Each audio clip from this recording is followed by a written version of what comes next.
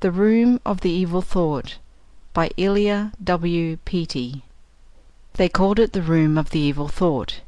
It was really the pleasantest room in the house, and when the place had been used as the rectory, was the minister's study.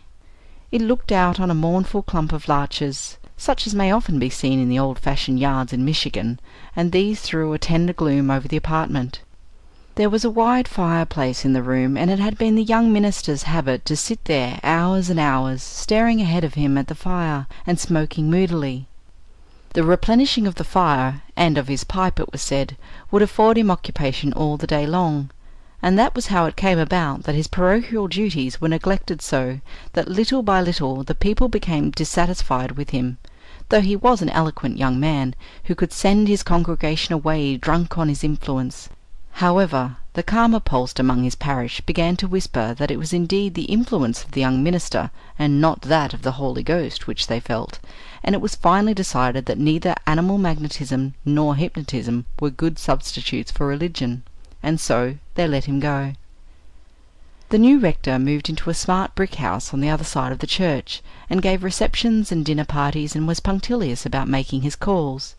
The people therefore liked him very much, so much that they raised the debt on the church, and brought a chime of bells in their enthusiasm. Everyone was lighter of heart than under the ministration of the previous rector. A burden appeared to be lifted from the community. True, there were a few who confessed the new man did not give them the food for thought which the old one had done, but then the former rector had made them uncomfortable. He had not only made them conscious of the sins of which they were already guilty, but also of those for which they had the latent capacity. A strange and fatal man, whom women loved to their sorrow, and whom simple men could not understand. It was generally agreed that the parish was well rid of him. He was a genius, said the people in commiseration. The word was an uncomplimentary epithet with them. When the Hanscoms moved in the house which had been the old rectory, they gave Grandma Hanscom the room with the fireplace. Grandma was well pleased. The roaring fire warmed her heart as well as her chill old body, and she wept with weak joy when she looked at the larches, because they reminded her of the house she had lived in when she was first married. All the forenoon of the first day she was busy putting things away in the bureau drawers and closets, but by afternoon she was ready to sit down in her high-backed rocker and enjoy the comforts of her room. She nodded a bit before the fire, as she usually did after luncheon, and then she awoke with an awful start, and sat staring before her with such a look in her gentle filmy old eyes as had never been there before. She did not move, except to rock slightly, and the thought grew and grew till her face was disguised as by some hideous mask of tragedy. By and by the children came pounding at the door. "Oh, Grandma, let us in, please. We want to see your new room, and Mamma gave us some ginger cookies on a plate, and we want to give some to you." The door gave way under their assaults, and the three little ones stood peeping in, waiting for permission to enter. But it did not seem to be their grandma, their own dear grandma, who arose and tottered toward them in a fierce haste, crying, "Away, away, out of my sight before I do the thing I want to do! Such a terrible thing! Send someone to me, quick, children, children, send someone quick!"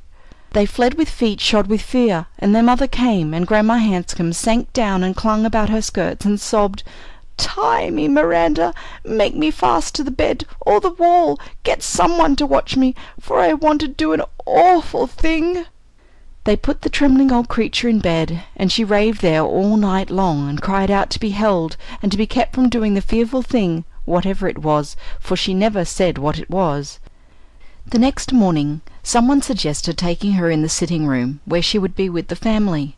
So they laid her on the sofa, hemmed around with cushions, and before long she was her quiet self again, though exhausted naturally with the tumult of the previous night. Now and then, as the children played about her, a shadow crept over her face, a shadow as of cold remembrance, and then the perplexed tears followed. When she seemed as well as ever, they put her back in her room. But though the fire glowed and the lamp burned, as soon as ever she was alone they heard her shrill cries ringing to them that the evil thought had come again. So Hal, who was home from college, carried her up to his room, which she seemed to like very well. Then he went down to have a smoke before Grandma's fire. The next morning he was absent from breakfast. They thought he might have gone for an early walk, and waited for him a few minutes. Then his sister went to the room that looked upon the larches, and found him dressed and pacing the floor with a face set and stern. He had not been in bed at all, as she saw at once. His eyes were bloodshot, his face stricken as if with old age or sin but she could not make it out. When he saw her he sank in the chair and covered his face with his hands. Between the trembling fingers she could see drops of perspiration on his forehead. "Hal!" she cried. "Hal, what is it?" But for answer he threw his arms about the little table and clung to it, and looked at her with tortured eyes, in which she fancied she saw a gleam of hate. She ran, screaming, from the room, and her father came and went up to him and laid his hands on the boy's shoulders. And then a fearful thing happened. All the family saw it. There could be no mistake.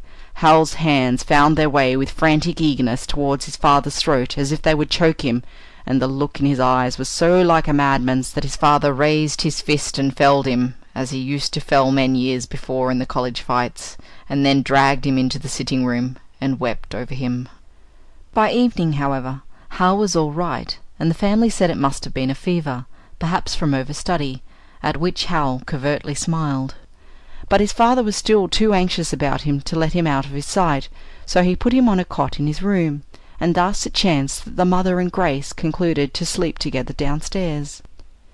The two women made a sort of festival of it, and drank little cups of chocolate before the fire, and undid and brushed their brown braids, and smiled at each other, understandingly, with that sweet intuitive sympathy which women have, and Grace told her mother a number of things which she had been waiting for just such an auspicious occasion to confide. But the larches were noisy, and cried out with wild voices, and the flame of the fire grew blue and swirled about in the draught sinuously, so that a chill crept upon the two. Something cold appeared to envelop them, such a chill as pleasure voyagers feel when a berg steals beyond Newfoundland and glows blue and threatening upon their ocean path.